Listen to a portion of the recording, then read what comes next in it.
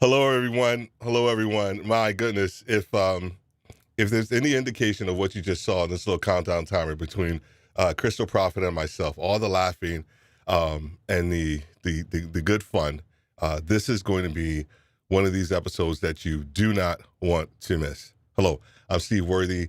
I'm host of Podcasters Live, where we help podcasters grow their community through learning how to live stream. Today, we have one of the industry's best individuals, best podcasters, best people, best just person and individual who is going to talk to us about how do we leverage live streaming and video to leverage and grow your podcast. So before we do that, let's hit the intro.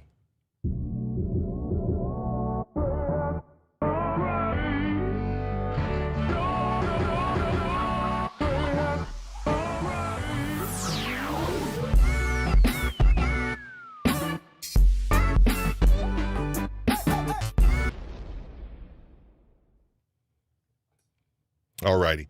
So today we have an amazing guest, and Krystal Proffitt has joined us today to chat about how to leverage video and live stream to grow your podcast. But before I give her an introduction, just want to make sure everybody knows that if you are new to us, Podcasters Live, we have an amazing and a growing YouTube channel. We ask that you go over there and make sure that you subscribe, hit that like button, but more importantly, hit that alert so that way you know that you won't miss any other episodes that are coming up as well too. So go ahead and go to the YouTube, hit that like button and that subscribe as well. We have a very, very amazing Facebook group that's just growing exponentially. We have the right people in the group. How many of you have been part of a Facebook group and you're like, maybe not so much, just because you don't feel the vibe, right? It's just understandable. But here's the thing with Podcasters Live and with podcasting, the community, it's all about community. It's all about helping people learn and grow together. And that's exactly what our community in Facebook is. So if you're interested in joining a great community, go on over to Facebook and check us out there as well. Everything that you see here tonight, all the overlays, all of that stuff is done and created. One by myself, which I'm actually pretty stoked about. I didn't have anybody else do this. This is actually, I did all of this. This is all, I'm not bragging or boasting, but this is actually pretty cool stuff. So Ecamm Live is the software that we are using today to actually live stream. All right. So, here we go. Krystal Proffitt is a content strategist, coach, and host of the award-winning she has a cool name, a cool last name, right? I thought Worthy was a cool last name, but she actually has a super dope last name. She's her award-winning show, the Proffitt Podcast. She specializes in helping entrepreneurs start, launch, and market their content. Krystal teaches the basics of content creation, editing, branding, and marketing through her podcast, digital courses, and YouTube channels dedicated to content creation. She also appears as a content expert on other YouTube channels such as Buzzsprout and StreamYard. But hey, she also, and here's the cool thing, we kind of chatted a little bit about this. She lives in Houston with her husband and her 3 sons and a snorting, we got to talk about him or her, a snorting Boston Terrier, Wally. So without further ado, I want to introduce Miss Krystal Proffitt. How are you doing? Hello. I'm laughing backstage for multiple reasons. So first of all, we have Proffitt and Worthy together. I did not even think about it until you said it. And I'm like, this is epic. This is so epic. I didn't even think about that. That's so man, perfect. That's a whole nother show, man. We got to talk offline about that. Oh my gosh. Well, I know that we're going to talk about marketing and all kinds of really cool ways to brand and everything. But before we really dove in, I also wanted to point out something real fast. Yes. I was looking at all of your Ecamm stuff. I wanted to give you props. Like you're like, oh, I did it myself. It's really awesome. I love the way your show is set up. But also I was looking at your QR codes. Yes. Y'all, this is where marketing comes in. And I was immediately taken back to the Super Bowl and Coinbase and thinking of like, marketing genius. So you don't have to follow what everybody else is doing in order to stand out, make your show heard by all the people that you want it to be heard by. So I just those are all my first thoughts. So back to you, Steve. Please lead the show. I we're done. That's it. That's all I came on for, was you giving those accolades, and we could wrap it up. But no, I gave you the introduction, but I know the audience wants to hear from your own words. Who's Krystal Proffitt? What do you do? And how do you help people become more successful at podcasting? Yes. Well, thank you so much, Steve, for having me on today. This is so much fun. I love to geek out about podcasting, content creation, and marketing. It's so much fun for me.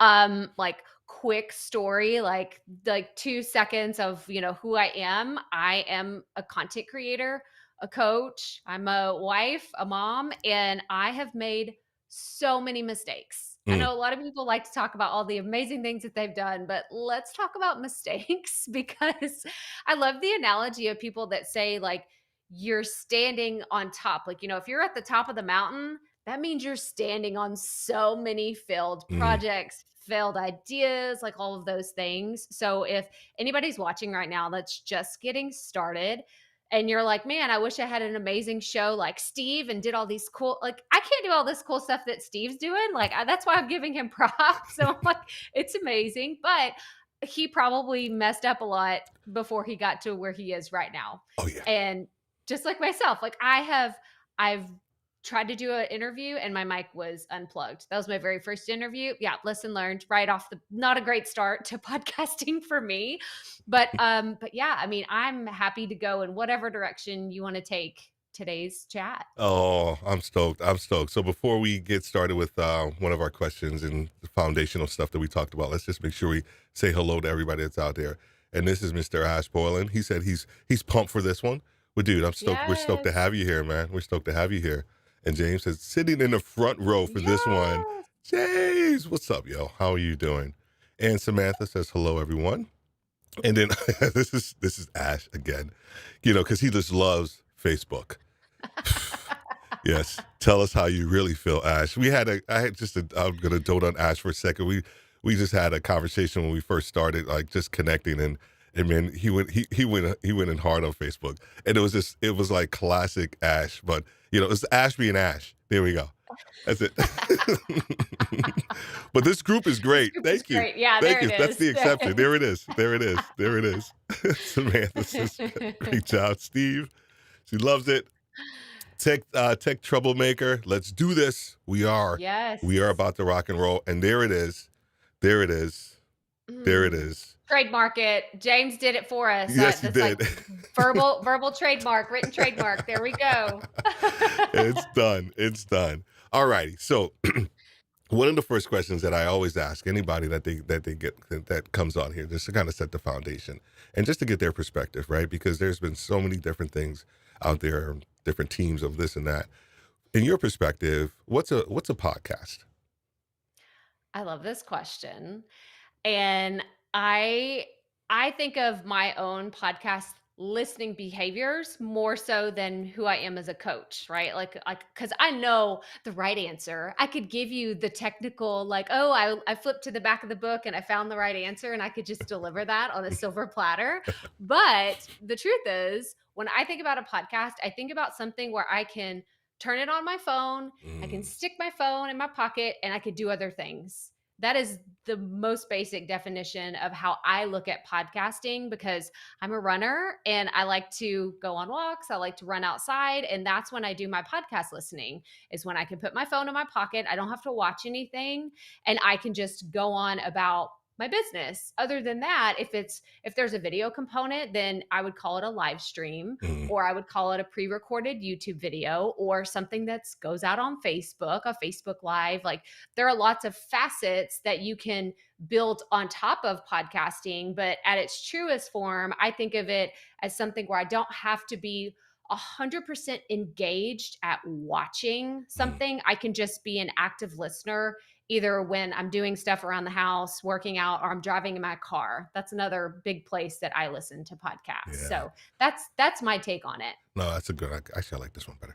That's actually a really great one. I think I think people fail to realize, when I started podcasting. We started in 2007, and we did a buddy of mine, and we did this thing on Blog Talk Radio. That's how old I am. I'm dating myself. And our CEO, he said, "Hey, have you guys heard about this podcasting thing?" And we're like, "Dude, what are you talking about?" any RSS feed. And so we just became like super loyal, of course, right? Because that was our first introduction to the whole podcasting world. But I think what we've seen now in 2020 all the way up until now is the consumption of podcasting has gotten a lot different, as well. And the ability for you, like you said, to be on the move is, I think it's just super important, because people are passive listening. They're passive listening to this podcast. I love James to death, but I know he's probably over there trading stocks or stuff while he's listening to us. Right, James? Yeah. Give us a thumbs up, because he's probably trading stuff and he's buying another freaking Tesla or something like that. I got to bust his chops. I'm so glad you could laugh with me, Krystal, on that one. All right. Yes. What makes you've been doing this for a while. You said that you made a lot of mistakes. And before we get into, marketing and leveraging and all these other things, there's going to be a lot of people out here who they're going to be afraid to make a mistake, and they're going to want everything to be perfect. What do you say to them? How do you help them out? Oh, well, this is your permission. If you're looking for permission to not be perfect, here it is. You don't have to be perfect, period, the end. Like, I wish someone would have told me that, because, and I think that this happens to all of us. When we start creating things, we go live, we're putting out even just our very first, and I can't remember this because I've been doing social media for so long now, but I don't remember even what it was like whenever I hit enter or publish on my very first Facebook post, and it was in college when it happened. So it was probably something dumb anyway, but I'm sure I was like, wait, how does this work? If I just hit enter, like, it's going to go out, like, am I saying the right thing? And then here I am. Now I see the memories of things that I posted on Facebook, and I'm like, I thought that was cool to like tell people that, or say, like, we all make mistakes. Let's just call it what it is. Right. But I mean, I think that if you need that permission, just know, please go listen to my podcast, because I'm a coach and I do all these things, and I will tell you how to be amazing, incredible, how to engage with your content, grow your show.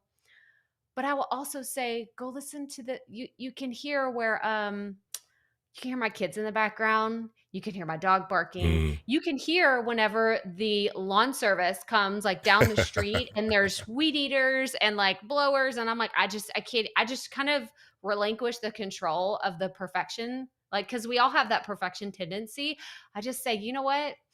Not today. It's like, I did the best that I could. I'm not going to stress myself out about trying to over edit everything. I think that that's when you can kind of get into that camp of sounding robotic or not like you're a human, and you become unrelatable. And I know people have different styles of podcasting. My style is being someone that you can relate to and understanding I'm a mom and I'm a dog owner and my dog barks sometimes. And, we get Amazon packages that get delivered. And I'm like, why do you have to bang on the door so loud? Like, my door is right here. Wow. Just leave it. Thank you. I appreciate your service, but please do not hit the door so dang loud. Like, we get it. I see you.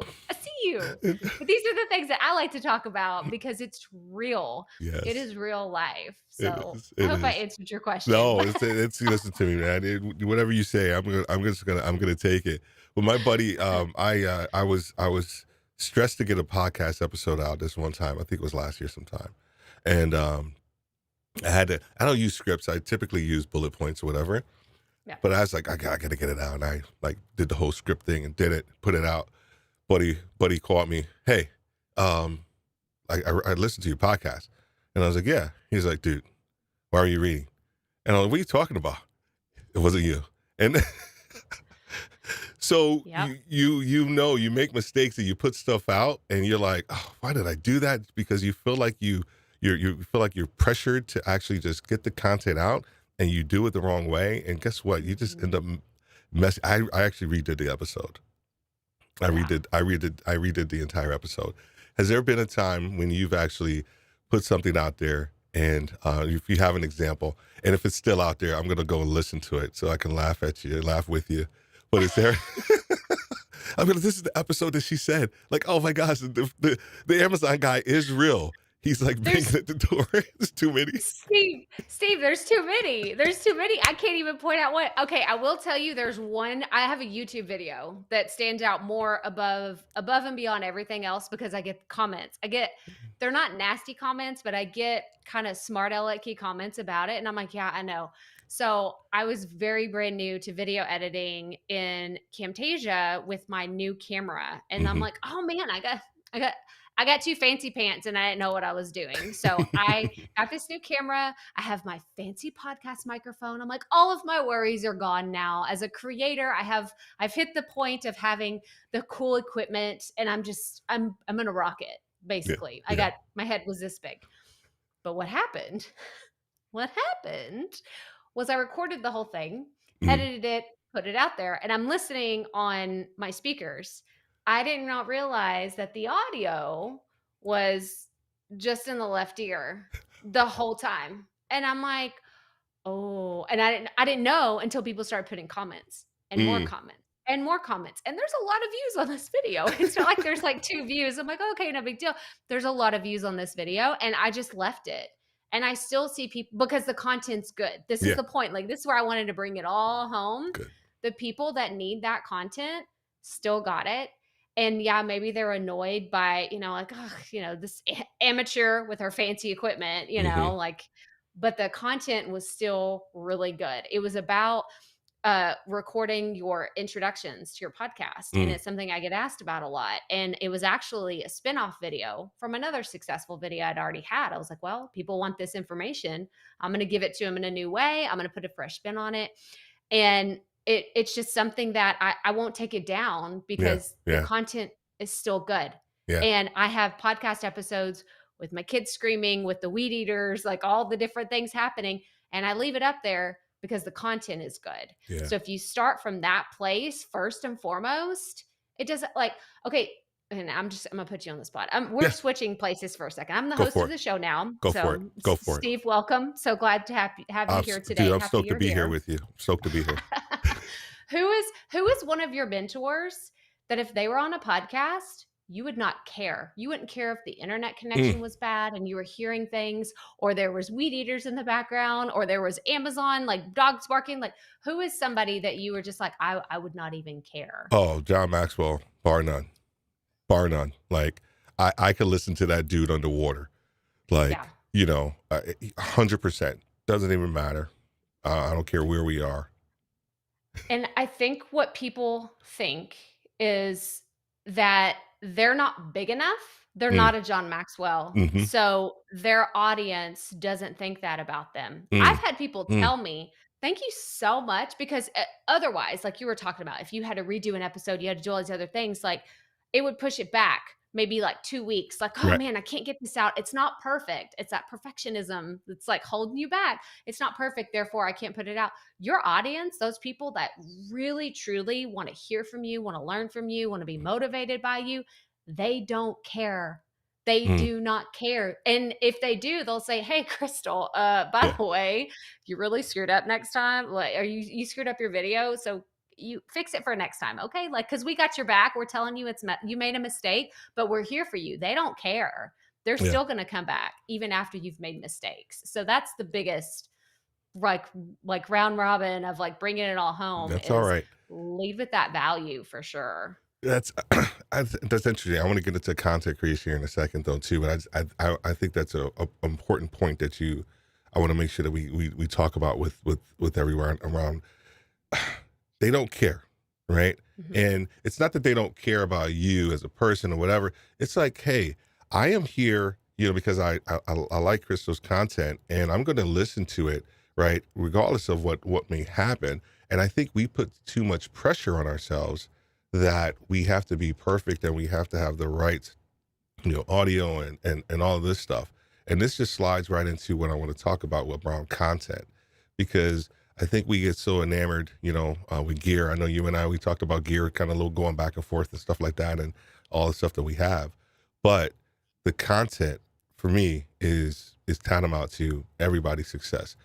What makes up great content for a podcaster?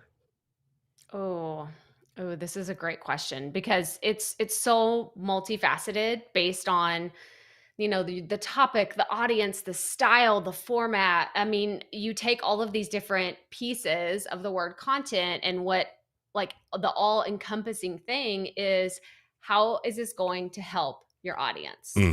why are they going to actually pick up their phone or turn on their car and put you on? Like, they're going to turn on your podcast. Why? That is the most important thing when it comes to content. And I think what a lot of people get so wrapped up in is creating that perfect piece of audio. Y'all, the actual audio file is only like, it's not even half the battle. It's a quarter of the battle, because if you create this amazing piece of content, but you can't tell anybody why they should listen, how it's going to help them, why they should come back next week, then I mean, all of your effort has been put into this one thing that, yes, it's important. You have to have that audio file to like actually have a podcast, but you also have to have the other components of marketing, of branding, of telling people this is how it can help you. So it's just so important. It's just one form. Yes. So James is feeling the picking on him. I know, right? I'm sorry, James. So we have a question. Yeah, right. I just want to make sure we say hello to Dr. Elo. How are you doing, sir? Good to see you here. He's saying hello to everyone. So we have a question, and it relates a little bit to promotion, or the other part of actually getting the content out here. So Roy says, I'm lousy at self-promotion. How does one promote a podcast trapped in an introvert's body? Oh man, you sound like are you good? We have to go a little deep on this one. Go ahead. Oh, yes. No, this is, I hear this all the time from everyone, because people tell me, I feel like I'm being self-promotional. I feel like I'm talking about myself. And the first step is to remove yourself. Like, remove yourself from your podcast. Like, you and your podcast are two separate entities at this point. And you have to say, how is this show, not myself, how is this show going to help someone? Is it going to entertain them, educate, inspire? Is it going to make them laugh? Like, there's not everything has to be about like, this is the most mind-blowing thing that you've ever heard, and it's going to be life-changing. No, most of my stuff isn't that. And people will say, I listen to your show because I want to hear the ridiculous stories that you tell. And I'm like, well, I'm here all week, ladies and gentlemen. Like, come back every Tuesday and Thursday. There's a new episode of it. So, and I do the same thing. I listen to podcasts that just make me laugh. Or I know, like, I'm a big TV and movie buff, and this has been like one of the genres that I've really been kind of stuck in recently, is listening to the behind the scenes of, TV production and how they create these shows. And I just like to learn. I'm just kind of nerding out behind the scenes about it. And there's for no other reason. They're not selling me anything. They're not trying to get me to do anything else other than listen to the show and, kind of get a peek behind the scenes of what's going on. That's the value that it offers to me as a listener. So don't get so caught up in, hey, go listen to my episode. There's a new one out. Strip that from your vocabulary. Everybody right now, don't ever tell me ever again, there's a new episode. Go listen. Why? Why should I go listen? Give me just one reason. It's I'm giving away my best secrets. I'm giving away, I'm sharing a story that you've never heard before. Or, Steve and I had a ridiculous conversation about weed eaters and how they're really annoying and the Amazon guys need to stop knocking at the door. I mean, it's like, you can lead however you want to, but just remove yourself from it and don't think about, I'm an introvert versus an extrovert. It's just all marketing when it comes down to it.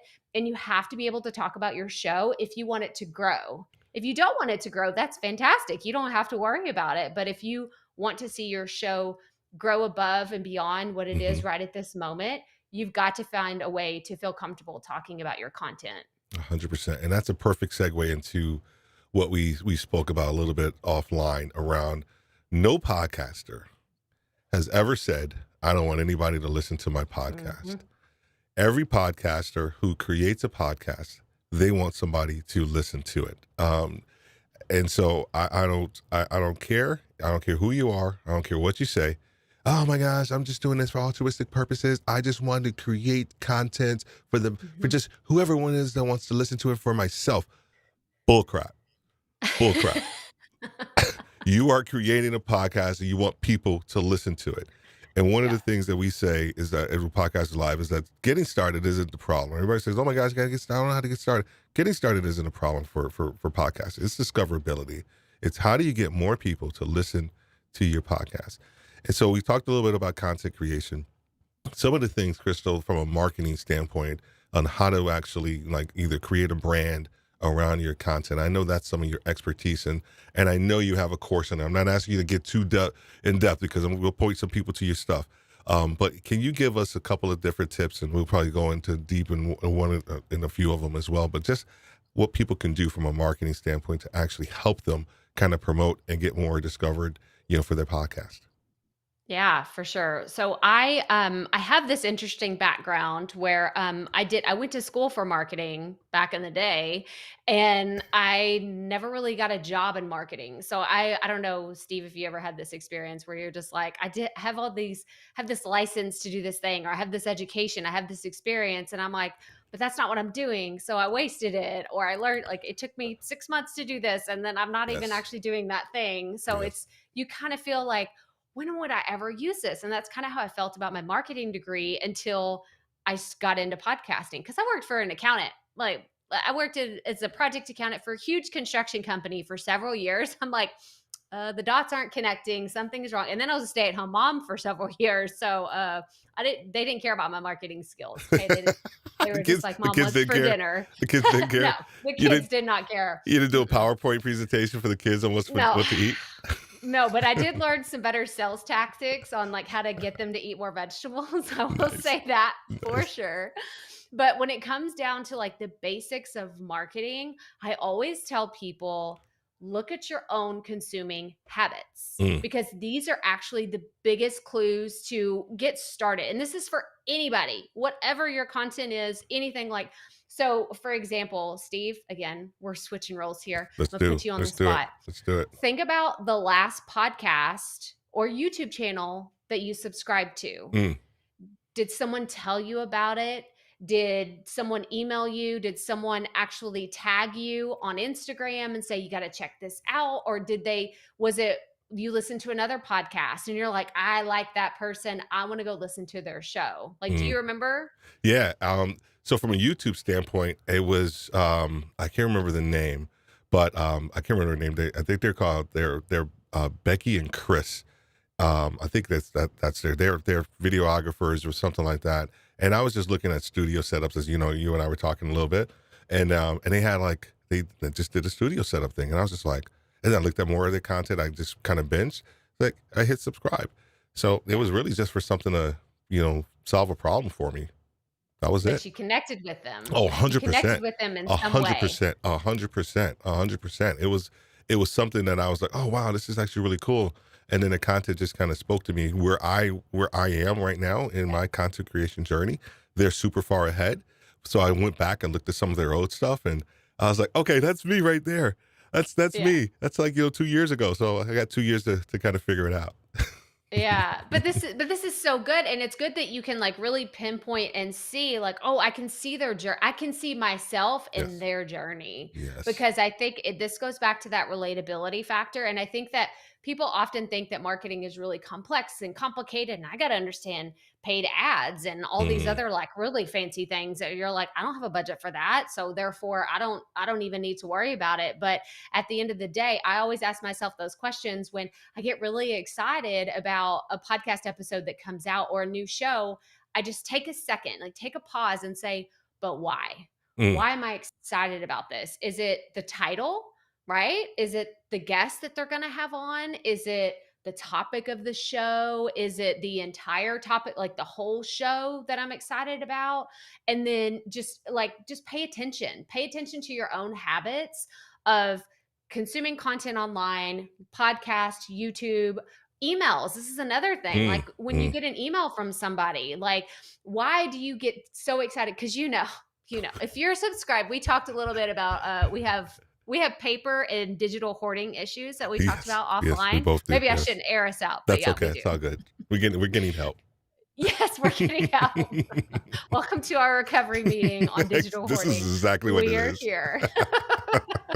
But there's certain people that hit my inbox and I'm immediately like, yes, what do you have to like? What do you have for me this week? And there's the Costco emails, and I'm like, I don't have money for that. No, you got to go to the promotions folder. How did you get in here? So But you just got to pay attention to those things. And those are kind of your clues to how you want people to feel about your content. Do you want them to feel that cringe of like, oh, Steve's in my inbox again. He's going to sell me something. He's just trying to get money from me. Like, you don't want to have that reaction. Or Steve's just talking about something else on Facebook and we're like, oh, scroll past. We don't want to see he's airing out his dirty laundry again. You know, it's like all these little things that we often see in other people. We got to kind of point that back to us and say, how do we want people to react whenever we see whenever they see our content? Oh, whew, man, there's so much good stuff in there. I mean, I hope you guys are listening and taking notes. I'm taking notes, so hopefully we got some people that are taking notes as well too. And so we got a special guest that just popped in here, and she's my name is Cher Jones, and it has been 30 days since I've bought my last URL, Confessions of a Digital Hoarder. So we have started 2 new shows. Maybe that's what our Worthy of Profit show is going to be about. It's going to be about our digital hoarding. Cher, you have found your people. You are in the right place. You are in the right place. Safe space. This is such a safe space, man.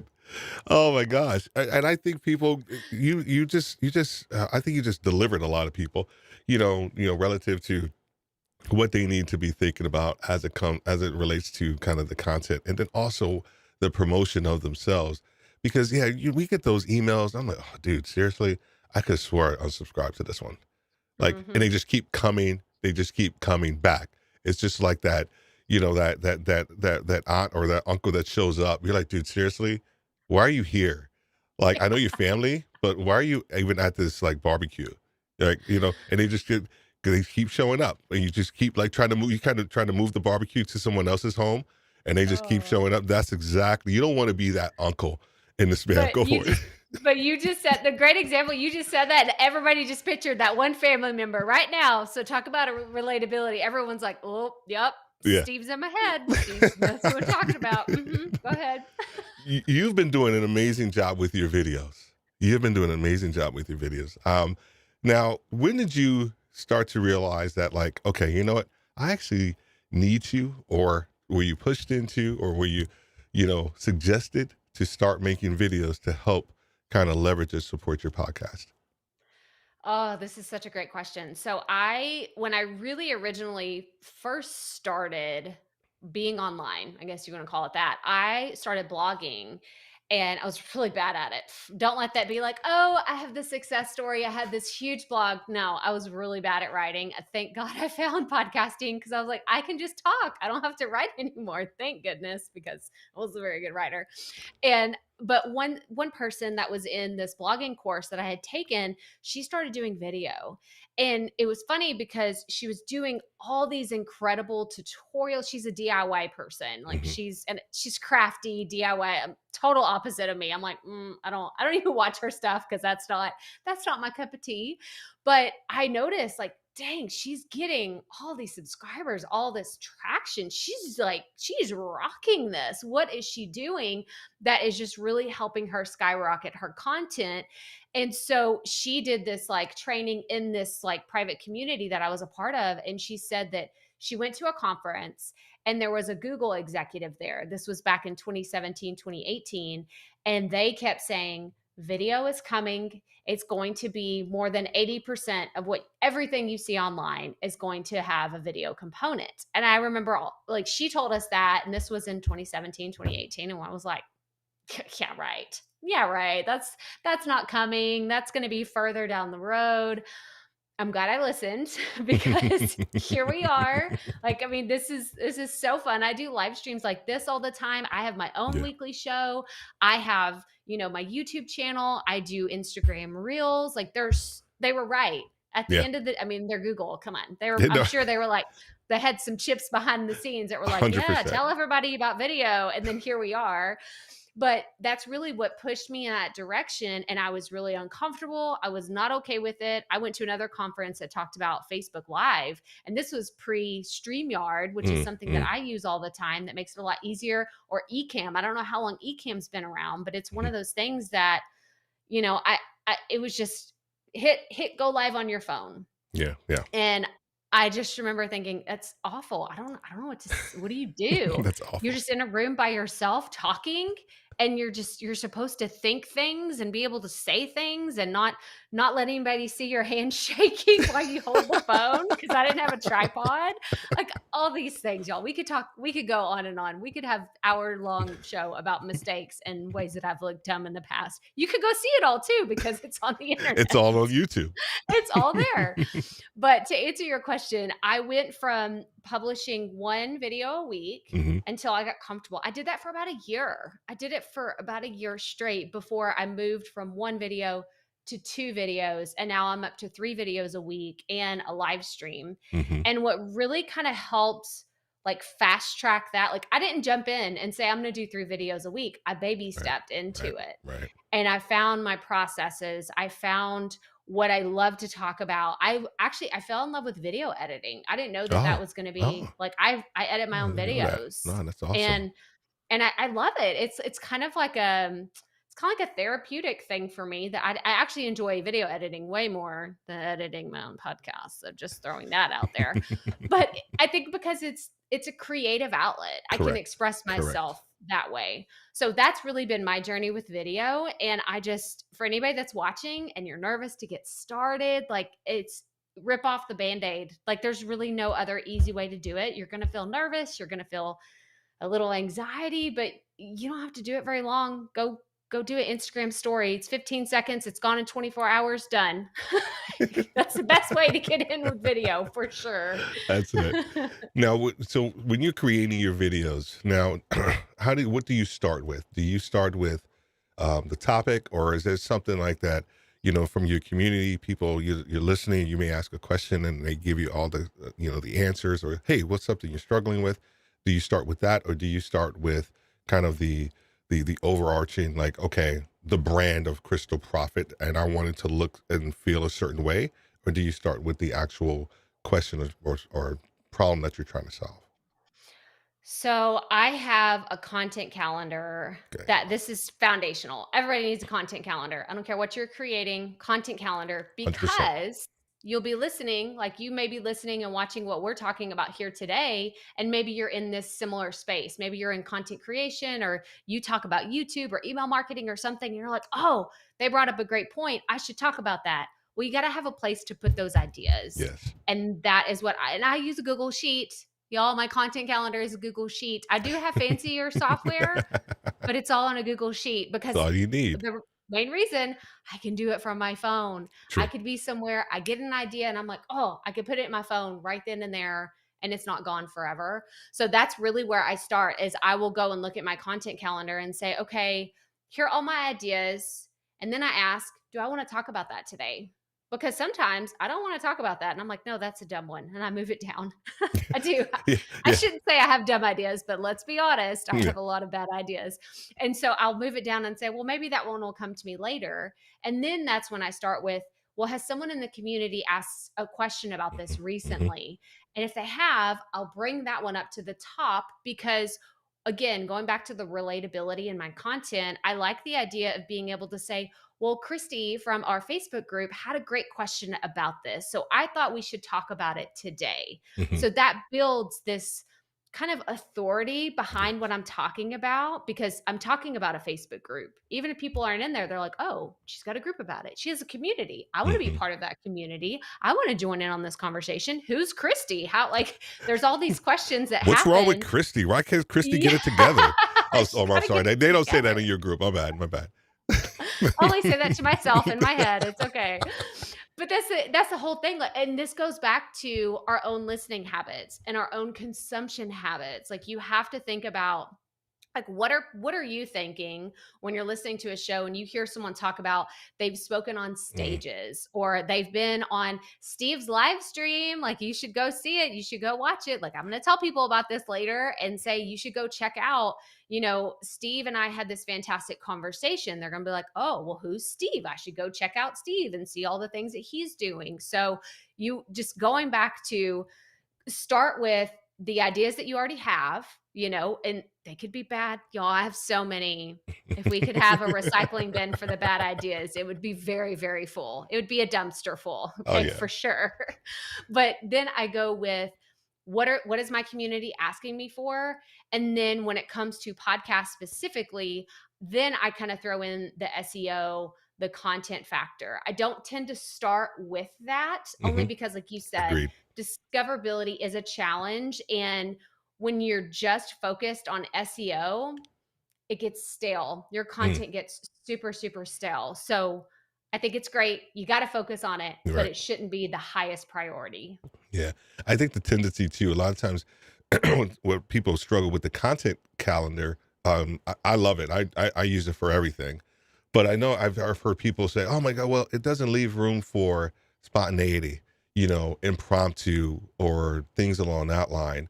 And I kind of disagree with I disagree with that, but because you do need a content calendar to keep you with the structure. But there may be something that's hot or new that you can easily maybe kind of put that within the calendar and actually, put that content out there. Have you ever done that, kind of like said, okay, I got my content calendar kind of already sorted, but there's something that kind of pops up. You're like, oh, okay, I got to fit this in here. How do you actually go about doing that?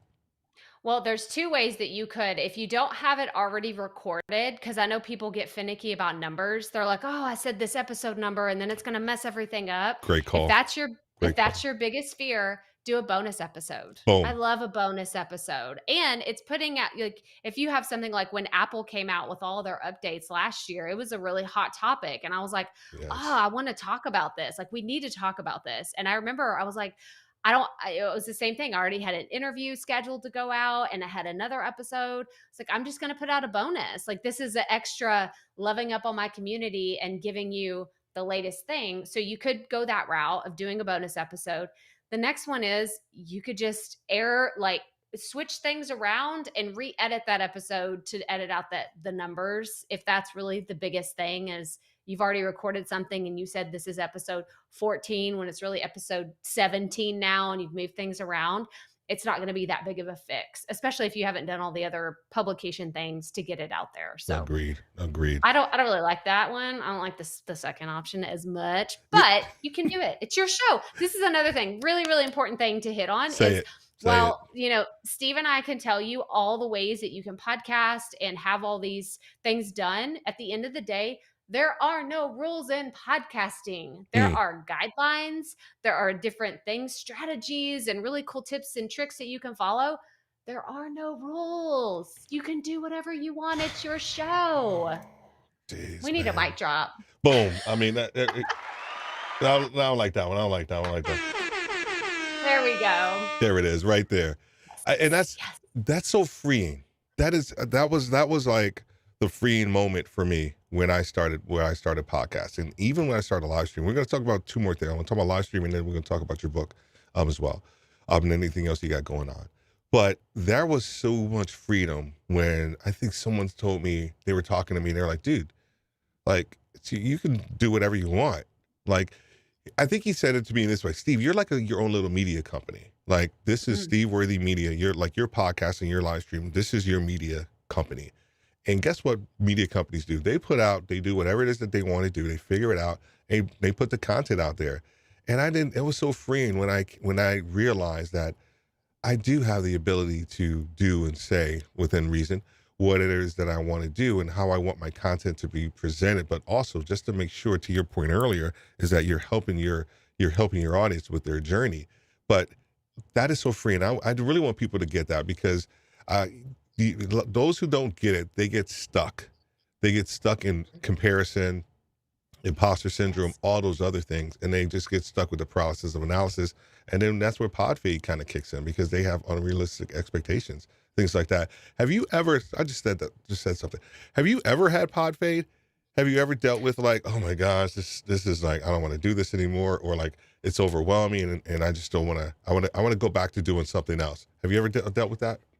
So I actually have a YouTube video on this, but specifically because I see people often deal with it in a very different way than I have dealt with it. So again, and I think that I realized, I don't really know how I came to the conclusion that it's my own show. I could do whatever I want. Like what I just preached to everybody. Like, I don't remember when I heard that, but I remember internally thinking, this isn't fun anymore. What are you going to do about it? So I was like life coaching myself, basically. Like, I'm sitting here complaining like every week because I rebranded my podcast. If you go listen to the first episode, it's a totally different show than the Proffitt Podcast. It was called The Rookie Life whenever I very first started in 2018.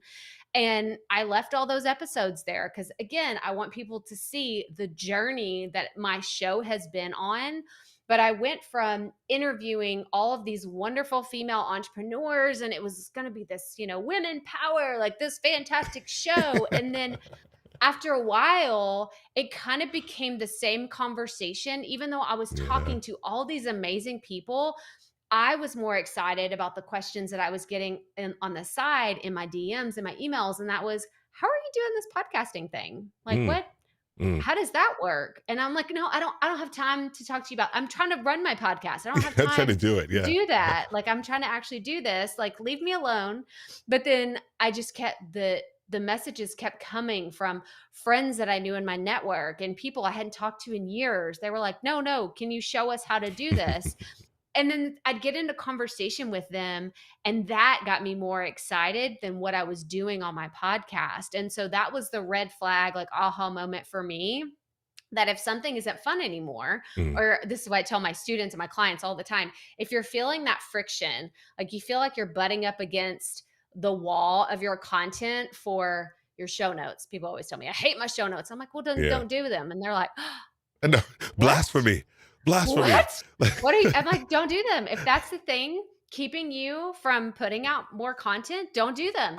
Don't do them for 6 months and see what happens. And they're like, but you're the coach. Like you can't say that. I'm like, well, I would rather see you put out sloppy content, or I'd rather see you be consistent on a regular basis and get over this fear of putting yourself out there, or just getting in a routine and a schedule, than not show up at all. Exactly. That is that's a principle that I live by. So yes, I have experienced pod fade, but I've quickly recalibrated and I rebranded. And even still, I'm kind of going through a small rebrand right now where I'm not specifically just talking to podcasters anymore. It's to content creators. We're kind of zooming out just slightly. And that's because I just wanted to explore more of the live streaming, the video, the email marketing, the affiliate marketing, and some of these other things that I'm super passionate about behind the scenes, but I feel a little bit limited with it. So you feel that friction, ask, how can I make this more fun? So. Yeah. And I love what you said, because I think people have to, podcasters, individuals, whoever we are, leaders, we have to give ourselves space to realize that it's okay to feel, oh my gosh, this may not be the thing that I want to do, or realizing that certain components of it may not be. My other podcast, Retail Leadership with Steve Worthy, so I could talk all day long about leadership. And I talk to my clients over there about, about delegation. You don't have to do it all. Same thing as a podcaster. If you have the means, if you don't like doing your show notes, go to Fiverr. There's somebody that's willing to do your show notes for about $5 an episode, $10 an episode. So if that's what's holding you back from, you feel like your success, there are other means to actually get it done. So I'm glad you said that, but I think we have to make sure and help people to give themselves that space to feel uncomfortable and realizing that it's actually okay to do that as well too. Cool. James, look at James. Oh my gosh. Hey, don't trip. I swiped about 5 ideas from you already. Put it in your content calendar, James. Don't lose them. James got like 10 shows.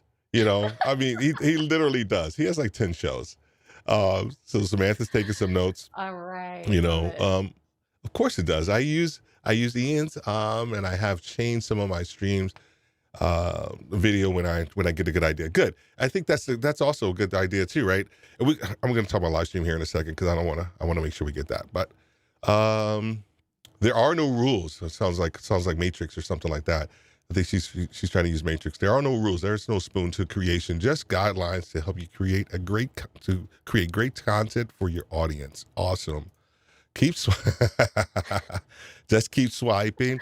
Swipers keep swiping. Cher, you're the official hashtag queen. Yes, Oh my man. gosh, this is Yes. amazing. Swiper keeps swiping. So true. And Cher Jones.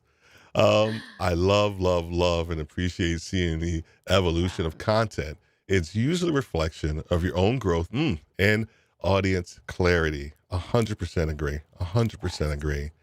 And I think this is Ash again. Is it Ash? No, it's Casey. We should be comfortable within ourselves to reinvent ourselves. Whew. Yeah, my first podcast, it was called The Worthy Podcast because I'm super original. I'm super creative, and it just had. I was just talking about everything, leadership, executive coaching, diversity, all this other stuff. And then I got a podcast coach, and he said, "Hey, let's talk about your career." And we went in depth into my career, and he said, "Hey, how about this retail stuff you do, executive stuff?" And I was like, "No, dude, I don't want to talk about that." And he said, "Hey, come back with 13 episodes next week." And Krystal, I came back with 40. I was gonna say, I came back with 40. And what I realized from that exercise was that I think we overcomplicate, some of our content and our ability to actually deliver what it is that we actually want people to hear. And so when I did that exercise, I just think we have to simplify whatever it is that we're trying to do for our audience as well. And we have to feel it. Like when I listen to your stuff, like I feel like what you're talking about. It's like you're not trying to like sell stuff. You're just like, dude, this is just me. This is just my life. You can take it, you don't got to listen. You can unsubscribe. Don't unsubscribe, right? Subscribe, send it and share her stuff. But, how did you get to that point? I want to talk about live streaming in your book here in a second. But how did you get to that point where you just got super comfortable with yourself? And I know it's probably took some time, but how did you kind of do that? Because I think that people struggle with that. Oh my gosh. So, and I know I'm in the South. I'm in Texas. I'm in Houston, and I don't know if other people say this other places, but I say baptism by fire. Yes, indeed. Yes, indeed. Yes, indeed. I know that. I just legitimately, when I go all in something, I go all in on something. And to date, I have over 800 podcast episodes between the Proffitt Podcast, which is my weekly show, but I also have a daily show that goes out Monday through Friday, and it's 5 minutes or less. And what this really taught me, I started that podcast because I was like, well, I wonder what it's like to have a daily podcast. This was at the height of the very beginning of the pandemic. So I'm like, what were you even thinking? First of all, terrible idea. But in hindsight, I love it. It's actually my creative outlet that I love to, share cool things on that show too. But at the end of the day, when people ask me, well, how do you feel so comfortable on live streaming? And how do you do this? And I'm like, if you only saw the amount of content that I have created since I started in the very first time I went live, I was just talking about this the other day, was on Periscope in 2016. Oh yeah. Oh wow. Yeah. And I'm so glad that does not exist anywhere. Yeah. Talk about the handshaking. And I was like, oh, my hands were sweating. I was probably sweating. It was just a hot mess. Nobody saw it. Thank goodness. But I think back to that time to here we are today. I mean, this is 6 years since that very first time I went live. Like there's no shortcut, ladies and gentlemen. Like there's no way to show up and feel comfortable on camera the very first time. This is why Steve and I started this conversation at the very top saying, I'm standing on top of all of the mistakes that I've made, all the times where I did Facebook Lives and nobody showed up. Yes. Y'all, not even my mom. I was like, Mom, are you free? She's like, I got something to do today. And I'm like, well, I guess I'm talking to myself. I mean, like, this is just like what you have to do. You have to do those awkward, cringy interviews where you're like, oh my gosh, I never want to talk to someone like that again. Or I never want to have this kind of weird interaction. Or I only want to talk to this type of person who's going to bring the motivation and the support that my audience needs. And bringing it all back to creating content if in a collaboration environment. I cannot stress enough to you to always be thinking about your audience. Hmm. How is my content or who you're collaborating with going to add value to my audience? Because if you keep that top of mind, you're going to be unstoppable. You will be unstoppable, because that's why I come back to all the shows that I listen to, because it's not just about the host and them telling their silly jokes or doing this. Like, they're offering something of value to me. And that's why I'm a fan. That's why I stick around. It's why I buy their merch, or I buy their programs, and I show up to all of their live events or whatever it is that they're doing. So just always lead with value, and you can't go wrong. Good stuff. Good stuff. Live streaming. And then we get into the book. What do you like about live streaming? Because I know there's probably a ton. So I did want to explore that, because you said you started live streaming a while ago, and I don't know why, but it seems like just over the last 2 years, maybe 2.5 years, like live streaming has just like blown up, right? I mean, even from a monetary standpoint, but other people were already doing it, but now it just seems like everybody, Podcasters Live anyway, is doing it. But what's something that you really like about live streaming? Well, I mean, for anybody that's watching that's a podcaster, you know that you can't get that direct feedback from your audience. Come on. Like, there's no other way to have this actual connection. It's like, now I feel like I know Cher a little bit better, and Samantha and James and all the people that have been here live asking questions. This is audience engagement. So back to, I can't remember the gentleman's name earlier that was asking about, I'm an introvert. Like, how do I actually engage with my audience? Like, this is how you show up. You hit that go live button, and then you're like, what questions do you have for me today? Or you show up and you have a few talking points. It's like, hey, we did, do like a monthly recap of all your podcast episodes where you say, hey, if you haven't listened to the show this month, we talked about this, and then we talked about that. And then maybe you do have to go through some of that awkward banter at first until those questions come in. Y'all, I know I've done hundreds of live videos with nobody there but myself. 100%. And I know what it's like to feel that awkwardness. You kind of feel, let's get into the psychology of it for a second. Let's go. You feel like you're a loser. You feel like, why am I doing this? Why am I showing up? Is anybody even going to listen? I mean, I could just go on and on and on about how much it really makes you feel like a failure if you don't have hundreds or thousands of people showing up when you hit that go live button. Yeah. I've been doing this for 6 years. I still don't have hundreds and thousands of people show up whenever I hit go live. But what it is I have the people that matter show up. The people that actually want to hear from me. They want to learn from me. And I mean, just people that will come back next week because they know that I'll show up and I'll answer their questions. And it doesn't actually have, for me, for my live weekly show, there's no monetary value directly correlated to what I'm doing. I can't put a number, a price tag on the value of my weekly show. Right. But I can tell you that long term, those people aren't going anywhere. Those people are there to hang out and be part of the community. And I've seen them of like going back to our word of mouth marketing principles 101. They're telling other people, they're saying, hey, I've been doing this live stream with this chick and she's a little crazy and she's from Texas and she's got this twang, but man, she loves to talk about marketing and she loves to, geek out about all this podcasting stuff, and you should come see it too. And so I've seen the community slowly grow over time. It's people that they're my people and I love to hang out with them. So that's what live streaming is for me. A sad story. I don't know if it's a sad story, but it probably is. I don't care. So when I first started live streaming, you know how you can go into using this software and then you go in and make sure that you're live. And then when you click on the thing, you see one person and you're that one person. I know exactly what you're talking about, Steve. And you're like, there's somebody watching and it's you, but it's okay. And then you just realize you're still talking to yourself, but you just got it. You just got to do it. Oh my gosh. It's so funny. I think live streaming, I think you do. One of the things I've caught a couple of your live streams, one of the things that I think you do extremely well is just that overall engagement with your community and providing points of connection with them as well. As you started to grow in your journey, right, one of the things that you have created is a book, and it's called Start a Binge-Worthy Podcast. And I think Amy Porterfield says that, this book is about to become your Bible.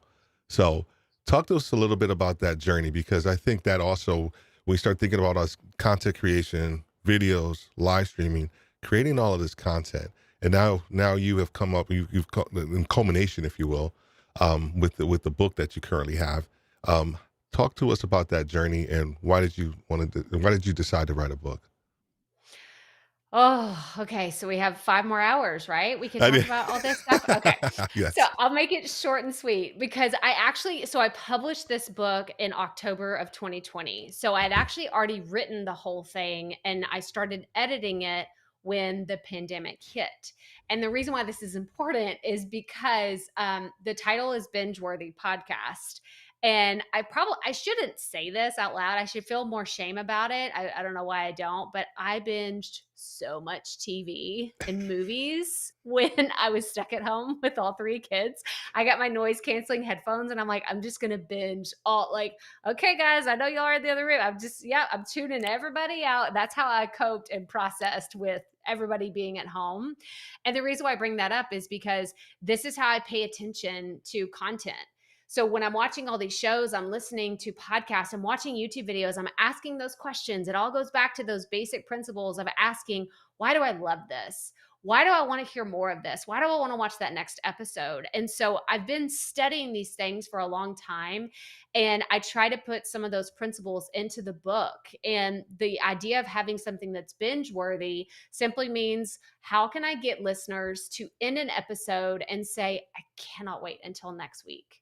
I cannot wait until that next episode comes out. And so that's really the underlying theme behind the whole book. And I just tried to, infuse as much of my own personality and the failed stories, y'all, the mistakes, so many, like I already mentioned earlier, but I talked about in the book, I didn't even have my microphone plugged in for my very first interview. Oh, it's a hot mess.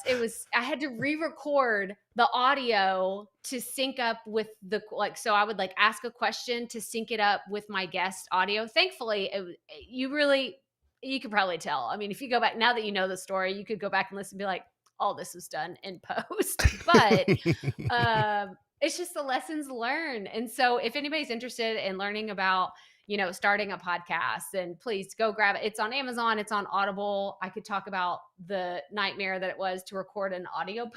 It's the first time I'd ever done that. It's very different, but yeah. Oh, nice. I didn't know you did so you did the audio portion as well. Excellent. Yes.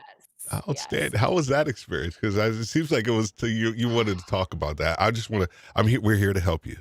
You seem like you want to talk about that. We're back in a safe space. Yes, again. we're back in a safe space. So, I did it all myself. I did not hire a producer. And there was lessons learned. There was a lot of lessons learned. And I will just tell anybody that wants to do an audiobook, go hire a producer. Hire a company that has worked with Audible, because their standards are almost impossible to meet.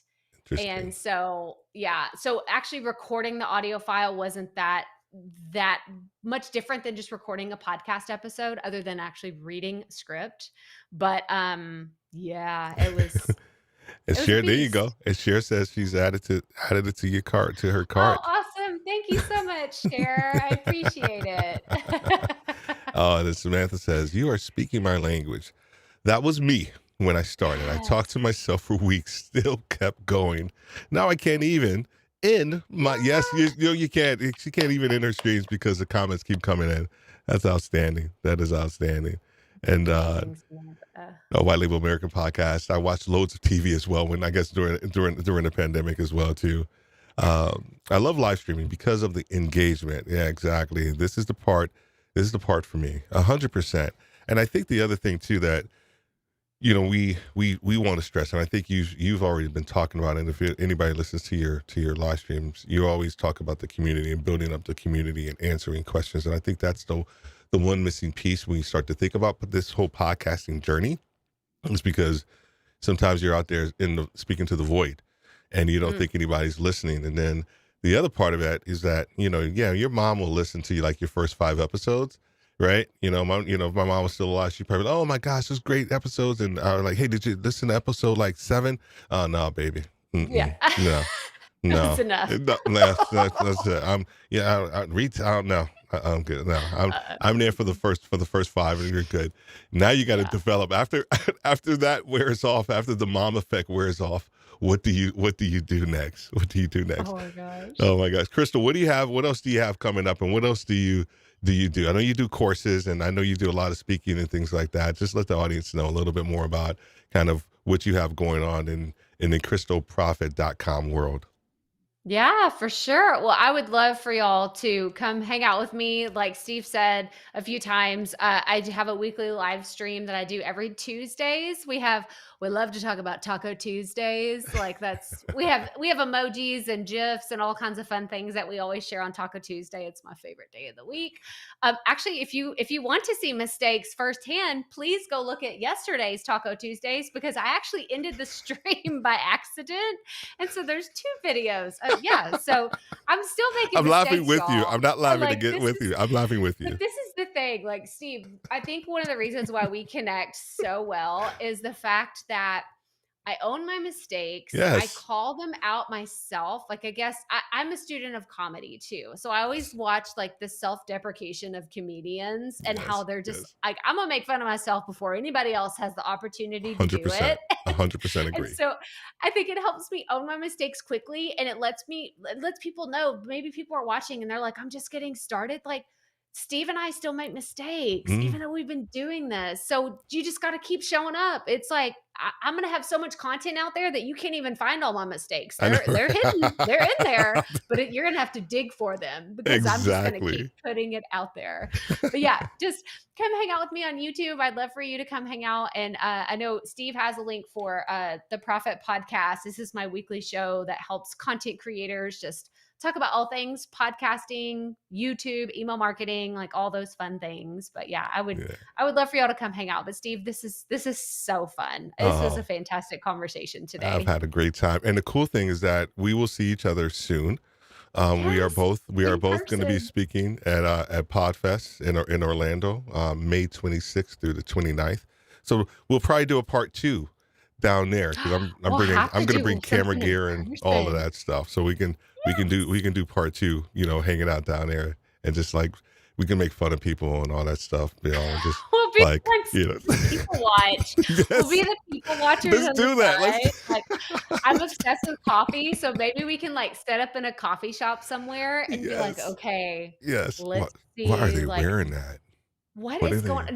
No, because what will happen is at Podfest, and this will be my first time to be at Podfest. I've been to other podcast conferences. My first time to go there. So I imagine there's going to be other people actually recording podcasts. So I'm going to be the one saying, look how close that microphone is to their mouth. Or look, she's too far away. No one's ever going to hear her. Why are they not wearing headphones? Why are they not wearing headphones? Seriously. It sounds terrible. We shouldn't put this out there that we're that judgmental. I know. We're not going to do. No, we're not going to do that. This is all hypothetical. This is all hypothetical, people. We're not speaking in reality, right? So, and this last comment, it's okay to make mistakes. Of course, life is meant to be learned, lived, and laughed. Thanks for sharing, Krystal. He said they're going to be plugging it. That's what I'm talking about. I appreciate that, and it's a great last comment to kind of end on. Oh my gosh, I've had such a blast.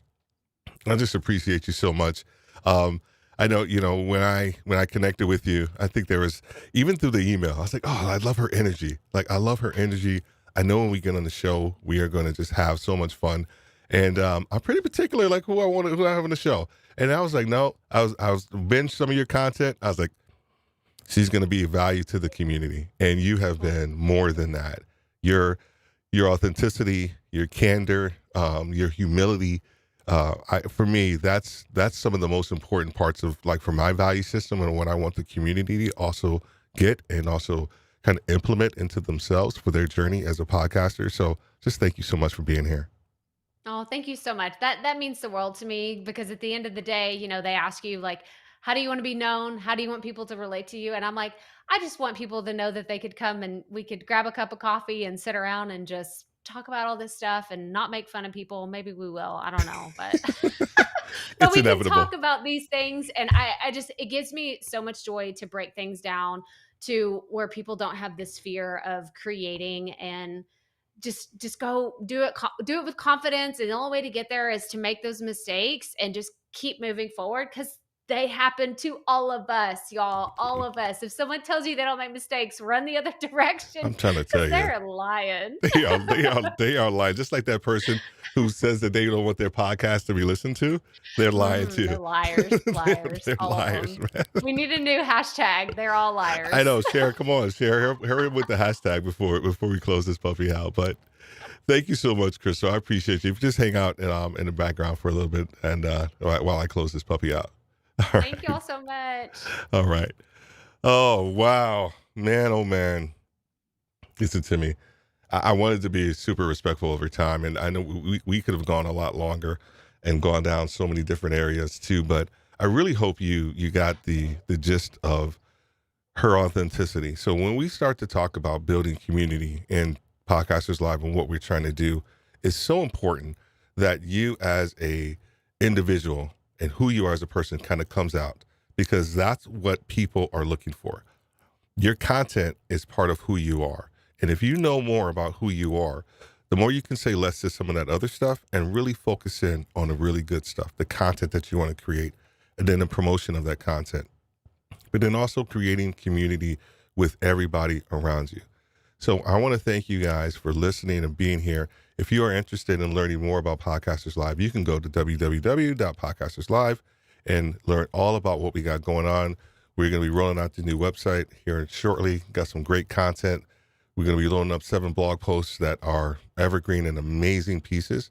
And then we also have some podcast audio and some live stream production that we're going to be doing as well. So I just want to thank you all for being here tonight.